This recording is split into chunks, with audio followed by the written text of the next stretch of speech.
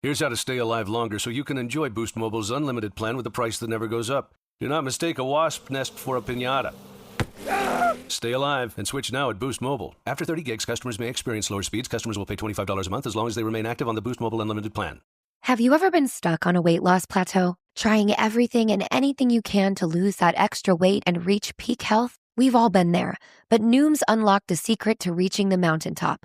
Go in micro. The Noom GLP-1 microdose program starts at $99 and is delivered to your door in 7 days. Start your microdose GLP-1 journey today at Noom.com. That's Noom.com. Noom. Micro changes, big results. Noom GLP-1 RX program involves healthy diet, exercise, and support. Individual results may vary. Meds and personalization based on clinical need. Not reviewed by FDA for safety, efficacy, or quality. No affiliation with Novo Nordisk Inc., the only U.S. source of FDA-approved semaglutide. Not available in all 50 U.S. states. Disordered eating messaging is all around us. You can hardly leave your house or check your phone without seeing something about dieting, weight loss, or exercise. With all that pressure, it can be hard to recognize habits have become harmful or even an eating disorder. If you're concerned you or a loved one might have an eating disorder, I want to introduce you to Equip. Equip is a fully virtual, evidence-based eating disorder treatment program that helps patients achieve lasting recovery at home. Every Equip patient is matched with a multidisciplinary care team that includes a therapist, dietitian, medical provider, and mentors. And you get a personalized treatment plan that's tailored to your unique goals and challenges. Equip treats patients of all ages and all eating disorder diagnoses. It's covered by insurance, and there's no wait list. If you think that you or a loved one could be struggling with an eating disorder, don't wait to get help. Visit equip.health to learn more. That's equip.health.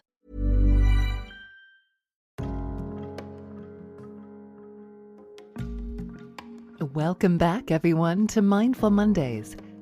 I'm your host, Ashley Dupuy, and this is your weekly space to slow down, soften the edges, and meet your inner world with curiosity and care. Right here on the Neurodivergent Experience podcast. Whether you're neurodivergent, highly sensitive, living with chronic illness, or simply trying to make sense of the ways you've learned to move through the world, you are so welcome here. And this is the second episode in our new From Mask to Map series. And today we're looking at something that sits right at the heart of it, masking, and the very important distinctions between masking, performing, modeling behavior, and learning soft skills. Because from the outside, these things can all look deceptively similar. A person smiles. They say the expected thing. They soften their tone. They know how to enter a room. They can seem poised and capable and confident. But inwardly, these behaviors can come from very different places. And if we don't make those distinctions, we can end up confusing survival for authenticity and self-erasure for skill. So let's start with masking. Masking for many neurodivergent people is not just a social habit. It is a nervous system response. It is what happens when your body learns that being fully yourself may not be safe, may not be accepted, or may invite criticism, confusion, or even rejection. So instead of asking what feels true here, the system asks, what will keep me safe here?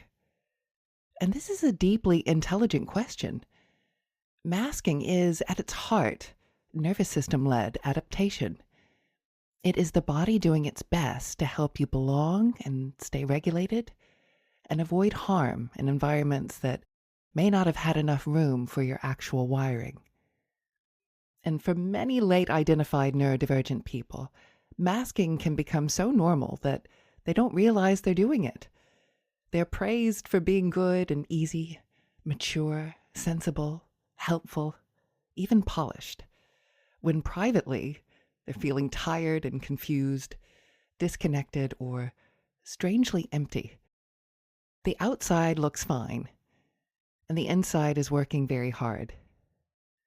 And that constant effort has consequences. Masking can drain the nervous system. It can contribute to burnout and shutdown, chronic stress, identity confusion, and that painful sense of no one really knows me. And if you've been adapting for years, it can become hard to tell where your actual preferences end and where your survival reflex begins. Because you've spent so long orienting to what works externally that your own internal signal has gone quiet. And that's really one of the cruelest costs of masking. You don't just hide yourself from others. You can start hiding yourself from yourself. When we mask, the nervous system receives a signal, I am not safe enough to be fully myself right now. And that hardwiring is ancient. Human beings evolved in small groups where belonging to the tribe was essential for survival. And in that context, being accepted mattered enormously. So of course, we developed the capacity to adjust and monitor and adapt and read the room. Everyone masks sometimes, and everyone performs socially at times. That part is human. But neurodivergent people often do it more and more intensely because we tend to notice more cues and feel more pressure and start from a more activated baseline. That's why masking can become so exhausting. It isn't merely being different in public.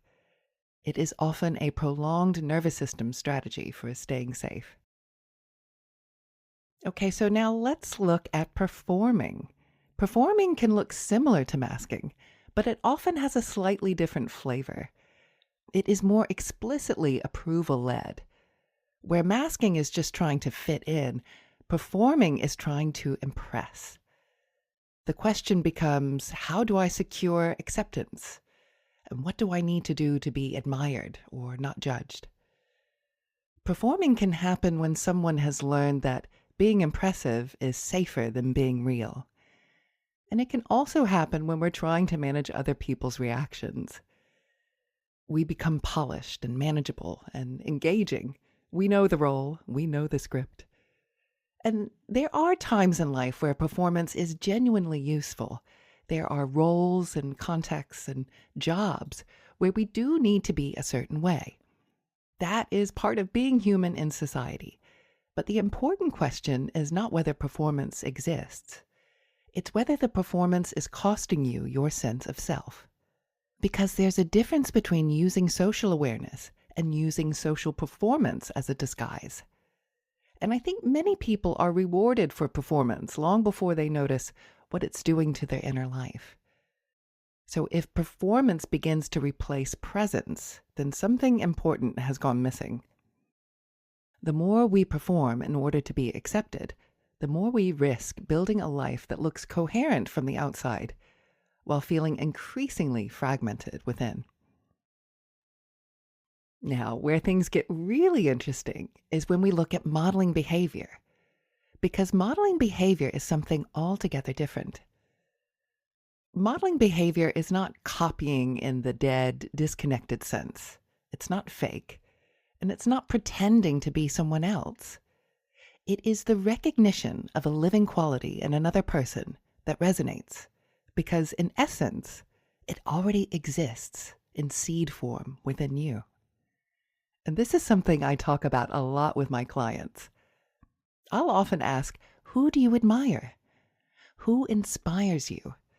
It might be a person that they know, or a celebrity, or a speaker, even a fictional character. And then I ask, what is it about them that draws you in? Because the reason you're drawn to that quality is because it hits upon something already inside you. So if someone's warmth moves you, or their calm, or their humor, or their confidence, or the way they carry themselves, that doesn't necessarily mean you need to copy them. It means you are remembering something possible in yourself. That's not masking. That is not pretending. That is becoming more yourself. It's a way of giving rehearsal to parts of yourself that haven't had enough safe practice yet. So, modeling behavior can be incredibly useful in social development and confidence, leadership, habits, relationships, and embodiment. It's a way of drawing out dormant capacity, a way of saying, there is a version of me that already knows how to do this. Let me invite that forward. And then we have soft skills. Soft skills are not masks, they are tools. They are learnable competencies that help us navigate the social world with more confidence and less distress. Things like asking a good question or making a smoother transition in conversation, or expressing warmth, timing a boundary, or learning how to enter a room with more ease. These are not betrayals of authenticity. They are support structures. They can help a frightened person feel less helpless, and they can help a socially anxious person feel more equipped. They can help a neurodivergent person move through the world with a little less friction. And that matters, because sometimes I think we can become overly suspicious of anything that helps us function. But there is a difference between a skill and a disguise. A tool becomes a mask only when it is used to disappear. And that's the distinction I want to underline today. Learning how to communicate more clearly, more warmly, more effectively is not the same thing as abandoning yourself. It only becomes masking when you use the skill to erase your own reality in order to be accepted. And I know this distinction personally because I've had to learn it through experience. So when I very first started my business, I was asked to speak at an event. And I had a history of being on the radio, so I wasn't completely unfamiliar with speaking publicly. But this was a little bit different. This was the first time representing myself and my work in person. And I was a little bit more nervous than I expected. And I had pages of notes with me. I had assumed there would be a podium, and there wasn't. And because I was telling a personal story, one that I actually knew very deep into my bones, I didn't need those notes the way I thought I did. But I had brought them anyway. And fumbling around with them with nowhere to put them sent my nervous system into full activation.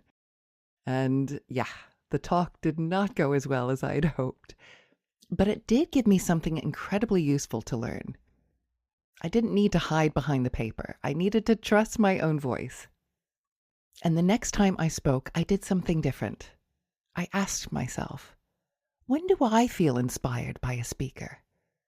What qualities move me? When I listen to someone speak, what makes me feel lit up and grounded and alive? And I thought about the people that I admire. Psychologists, teachers, speakers, even comedians. And I let that felt sense of inspiration rise within me. And something shifted. I wasn't copying them. I was letting their qualities call something forward in me that was already there. And that was modeling behavior. And it was a turning point. So, how do we begin to unmask? Well, a great way to begin is through movement. If you're a regular listener, you'll know that I'm always encouraging people to dance. Kitchen discos or dancing in the lounge, moving to music, letting your body move without choreography, without editing, without trying to make it pretty. Because rhythm and dance likely predate spoken language in human history. Before we had words for feelings, we had bodies that could move them. And that makes dance one of the most ancient, direct ways we have of reconnecting with our authentic selves and expressing our authentic selves. And if you want to take that even further, ecstatic dance can be a powerful unmasking practice.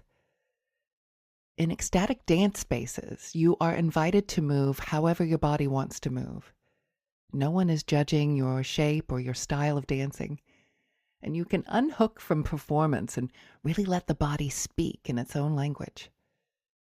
And I also think that's part of why live music can feel like such a tonic for so many of us.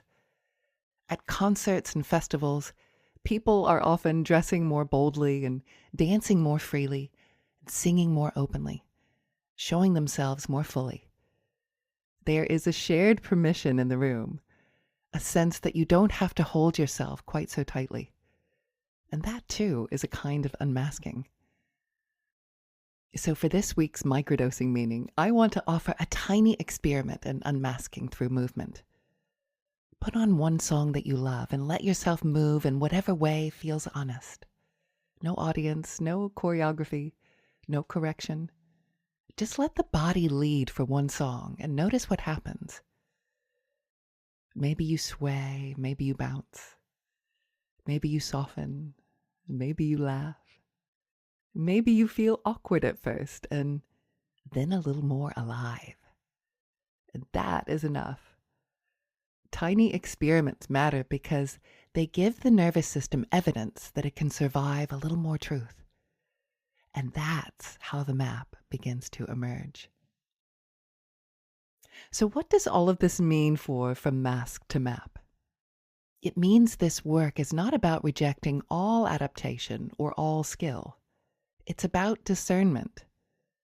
Masking and performing are threat-led. They are often about staying safe, staying accepted, and avoiding pain. Modeling behavior and soft skills can be learning-led, capacity-building, and liberating. Because there's a profound difference between stretching the self and abandoning the self, between learning and hiding, between expression and performance, between adaptation and self-loss.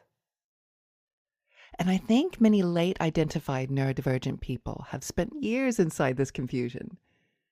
They've been told they're great with people while privately feeling like no one actually knows them. That's why I keep coming back to this phrase, from mask to map. A mask hides. A map reveals. And over the coming weeks, we'll keep exploring the hidden maps that have shaped us, including things like transactional analysis drivers and taking life literally, and some of the advice culture that asks us to let them without exploring the nuances where that can not only be unhealthy, but sometimes downright dangerous if not explored fully. And this is also part of a larger body of work that I'm working on, a guide to late neurodivergent awakening.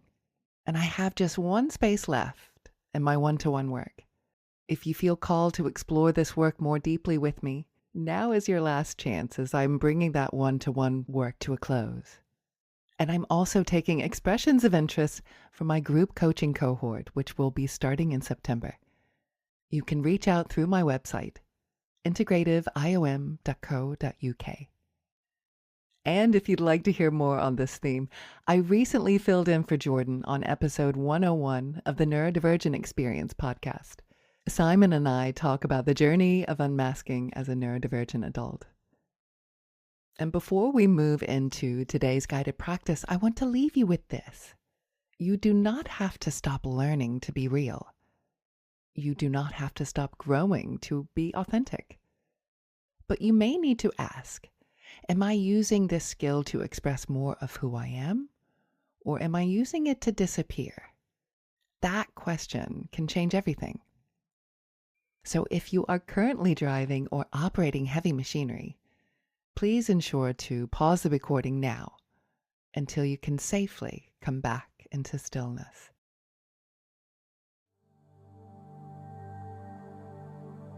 And as you begin to settle now, you may enjoy allowing the body to arrive in its own gentle way, as though some deeper, wiser part of you already knows exactly how to arrive in this moment, how to soften into support, how to let the day loosen its grip and drift to the edges of awareness. And perhaps, before anything else, you simply notice the quiet intelligence of being held, the way the chair or the bed or the floor beneath you receives your weight so fully. The way gravity gathers you close to the earth with that ancient, steady invitation to rest, to land, to belong exactly where you are.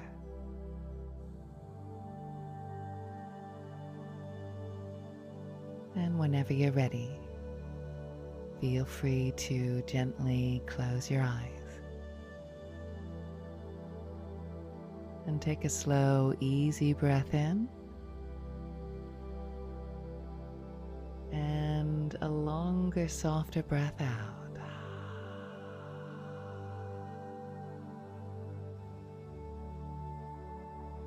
And you may begin to sense that a different pace is available here. A quieter rhythm, a deeper tempo, one that asks nothing of you except your presence.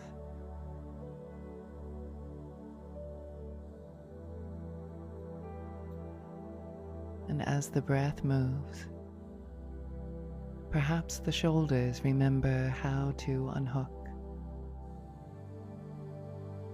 Perhaps the jaw remembers the sweetness of ease. Perhaps the muscles around the eyes soften into a gentler gaze behind closed lids. And the whole body begins to receive the message that this is a place of inner kindness, a place where nothing needs to be performed, a place where you are simply welcomed.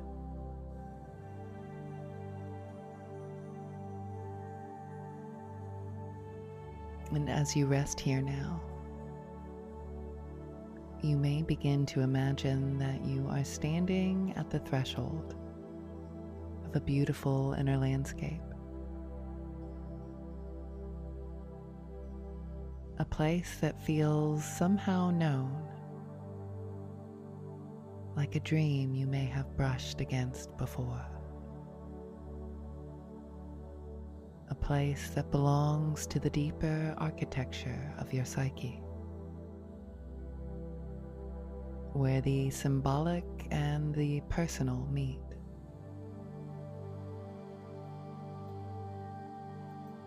Where memory becomes image, and image becomes meaning.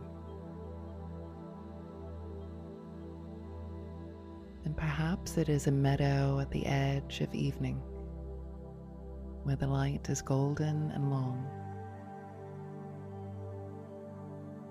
Or perhaps it is a woodland clearing, softly lit through leaves.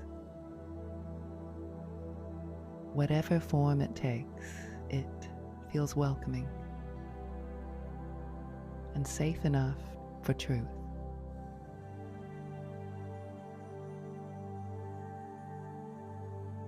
Just take a moment to sense the atmosphere here.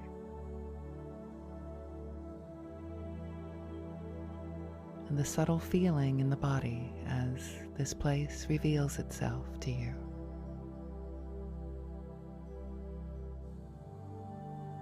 And as you stand there, in the beauty of your inner world, you begin to notice that another presence is nearby.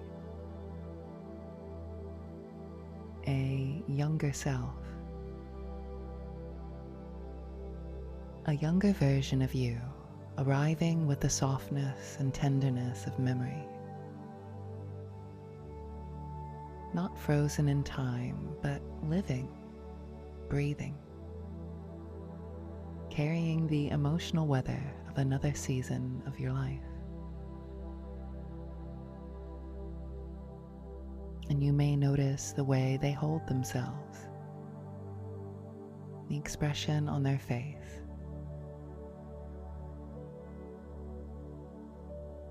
The energy around them.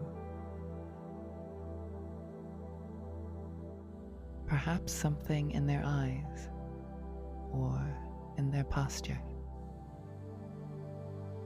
Or perhaps simply the unmistakable feeling of recognition.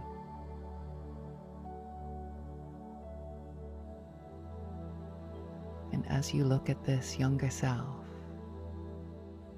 you may begin to understand, not only with the mind, but with the whole body, that this is the one who learned so early how to read a room, how to sense what would be welcomed, how to move toward belonging, how to make the self easier for the world to receive. This younger one carries enormous intelligence, a sensitivity so precise it could detect the smallest shift in tone, the tiniest tremor in expectation, the faintest hint of what was needed. And from that sensitivity, adaptation arose. A way of shaping safety from uncertainty as a sacred form of survival.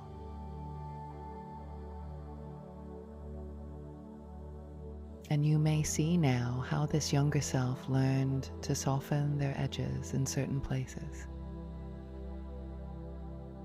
to become helpful, careful, pleasing, easy, whatever shape belonging asked for at the time.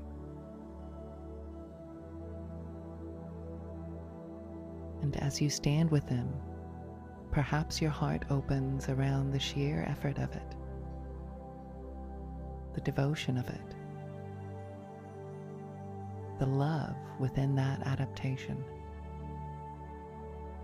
Because beneath every strategy was a longing to remain connected, to remain welcome,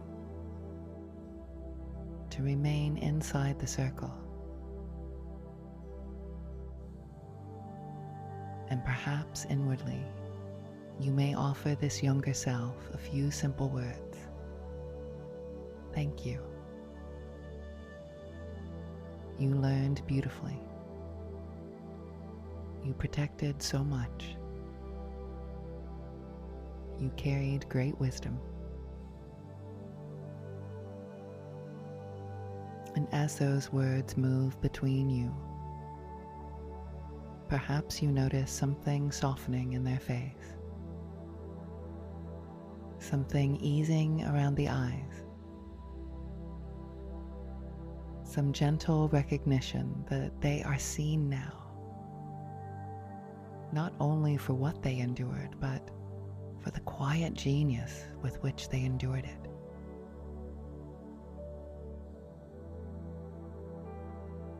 And then, as the light in this inner place deepens and warms, another presence begins to emerge. An older self, a more practiced self,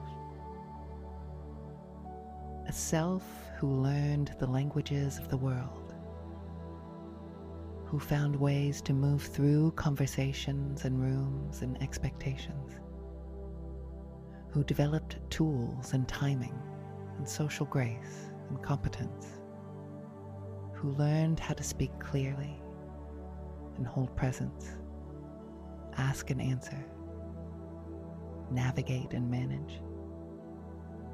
And this self too carries wisdom, a different kind of wisdom, the wisdom of skill, the wisdom of capacity shaped through practice. And you may notice how this self stands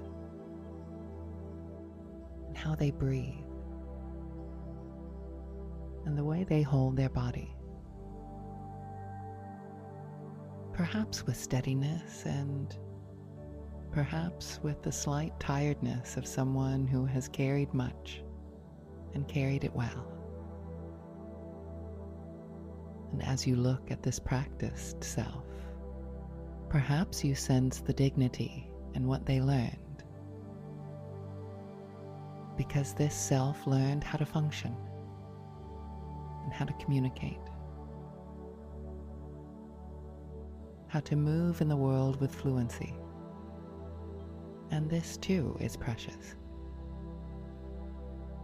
And perhaps inwardly, you may offer this self a few quiet words as well. Thank you.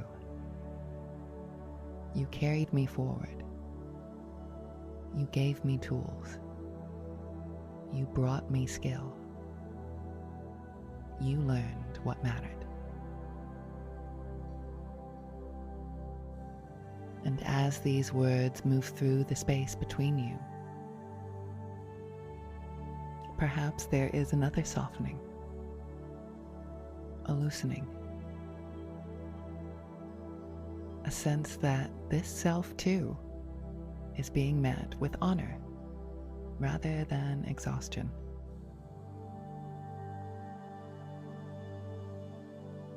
Good, that's right. And now, within the luminous stillness of this place, between the younger one who adapted for belonging and the practiced one who learned for capacity, a third presence begins to gather, emerging from within the very center of you, the integrated self. The self who carries tenderness without disappearing. The self who carries skill without disguise. The self who stands in truth and warmth, with discernment, with depth, with presence. And you may notice this self approaching slowly, like a figure stepping forward from mist or golden light. And there is something unmistakable in their presence, something whole, something that asks for no performance at all. This integrated self knows how to remain real and resourced, knows how to let sensitivity become intelligence, and how to let competence become expression, and how to be both human and skillful, both honest and held. And as this self comes nearer, perhaps you begin to feel that quality in your own body, maybe in the spine or in your chest, or a warmth in the belly, or a steadiness in the breath, as though your system is recognizing a way of being that has always belonged to you. Now imagine that this integrated self turns first toward the younger one. There is such gentleness in this meeting, such understanding. And perhaps the integrated self offers a hand or a warm light from the heart, so that the younger self can feel, perhaps for the very first time, what it is to be met without being edited. And a message moves between them, not in many words, but in felt meaning. You are precious. You are welcome. You never needed to become smaller than your own truth.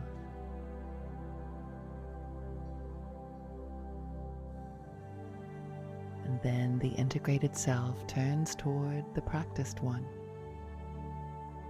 And there is gratitude here too. A deep gratitude. And perhaps this self is offered rest or soft recognition or the permission to unhook from all the strain of carrying everything so beautifully for so long. And another message moves between them. Your gifts remain. Your skill remains. Your wisdom remains. The body may soften now, and the heart may lead now. And now, in this symbolic and sacred meeting place, the younger self and the practiced self each offer something into the hands of the integrated self. The younger self offers sensitivity, instinct, aliveness, the ability to feel deeply, the raw, unedited signal of truth. And the practiced self offers language, discernment, timing, capacity, the elegant tools that allow truth to move in the world. And the integrated self receives them both, fully, gladly, because here, at last, nothing needs to be exiled. Nothing needs to be torn away. Everything wise may remain. Everything living and true may remain. And from the center of this meeting, a phrase begins to rise. Perhaps first as a whisper. Perhaps as a knowing felt in the bones before it becomes language. I am allowed to keep the wisdom without keeping the disguise. Let that sentence move through the body now, like warm water through the muscles, like golden thread through cloth.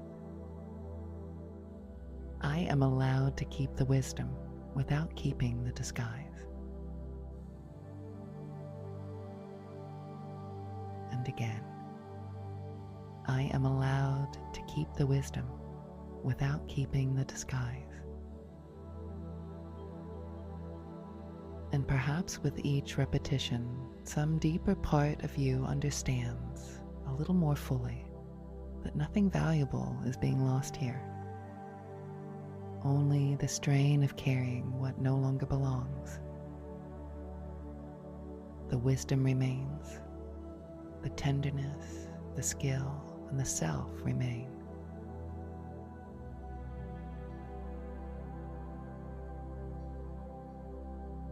And now, very gently, the whole scene begins to soften. The younger self, the practiced self, the integrated self, all folding back into the deeper wholeness of you,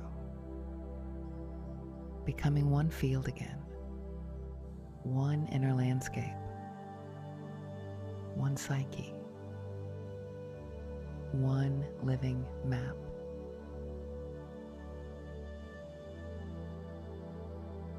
And as this sacred inner place settles into stillness, you may begin to feel again the simple supports beneath your body and the room around you, and the steady presence of the present moment. And perhaps inwardly, one final time, I am allowed to keep the wisdom without keeping the disguise. Let that become a companion, a compass line, a golden thread, a sentence you carry back into the world. And when you're ready, not a moment before, you can feel free to gently open your eyes,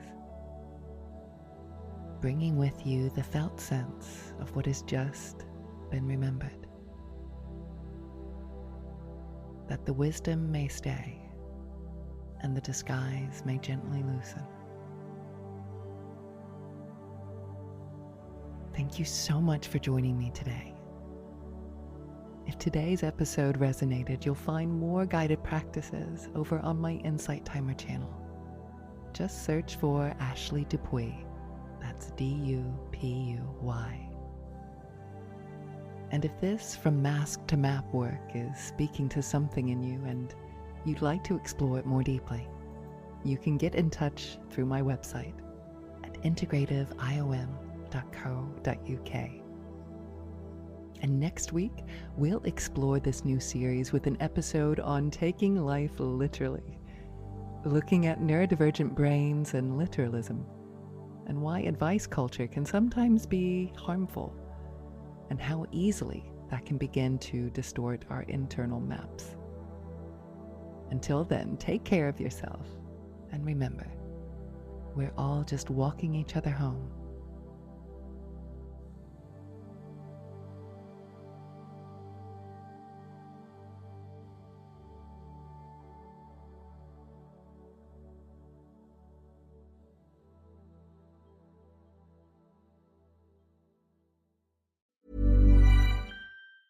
Here's how to stay alive longer so you can enjoy Boost Mobile's unlimited plan with a price that never goes up. Do not mistake a wasp nest for a piñata. Stay alive and switch now at Boost Mobile. After 30 gigs, customers may experience lower speeds. Customers will pay $25 a month as long as they remain active on the Boost Mobile unlimited plan.